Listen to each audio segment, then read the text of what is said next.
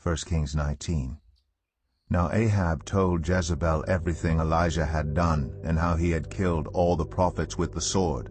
So Jezebel sent a messenger to Elijah to say, May the gods deal with me, be it ever so severely, if by this time tomorrow I do not make your life like that of one of them. Elijah was afraid and ran for his life. When he came to Beersheba in Judah, he left his servant there, while he himself went a day's journey into the wilderness. He came to a broom bush, sat down under it, and prayed that he might die.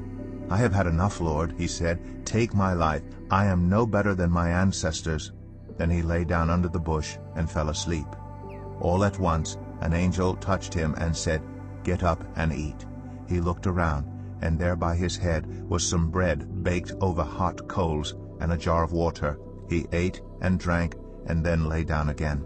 The angel of the Lord came back a second time and touched him and said, Get up and eat, for the journey is too much for you.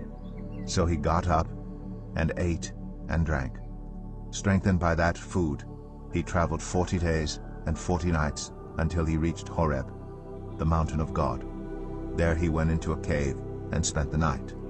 And the word of the Lord came to him, What are you doing here, Elijah? He replied, I have been very zealous for the Lord God Almighty. The Israelites have rejected your covenant, torn down your altars, and put your prophets to death with the sword. I am the only one left, and now they are trying to kill me too. The Lord said, Go out and stand on the mountain in the presence of the Lord, for the Lord is about to pass by. Then a great and powerful wind tore the mountains apart and shattered the rocks before the Lord. But the Lord was not in the wind. After the wind there was an earthquake. But the Lord was not in the earthquake. After the earthquake came a fire. But the Lord was not in the fire. And after the fire came a gentle whisper. When Elijah heard it, he pulled his cloak over his face, and went out and stood at the mouth of the cave. Then a voice said to him, What are you doing here, Elijah? He replied, I have been very zealous for the Lord God Almighty. The Israelites have rejected your covenant, torn down your altars, and put your prophets to death with the sword.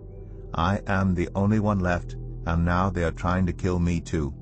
The Lord said to him, Go back the way you came, and go to the desert of Damascus. When you get there, anoint Hazael king over Aram. Also anoint Jehu son of Nimshi king over Israel, and anoint Elisha son of Shaphat from Abel-Meholah to succeed you as prophet. Jehu will put to death any who escape the sword of Hazael, and Elisha will put to death any who escape the sword of Jehu. Yet I reserve 7,000 in Israel, all whose knees have not bowed down to Baal, and whose mouths have not kissed him. So Elijah went from there, and found Elisha son of Shaphat. He was plowing with 12 yoke of oxen, and he himself was driving the 12th pair. Elijah went up to him and threw his cloak around him. Elisha then left his oxen and ran after Elijah. Let me kiss my father and mother goodbye, he said, and then I will come with you.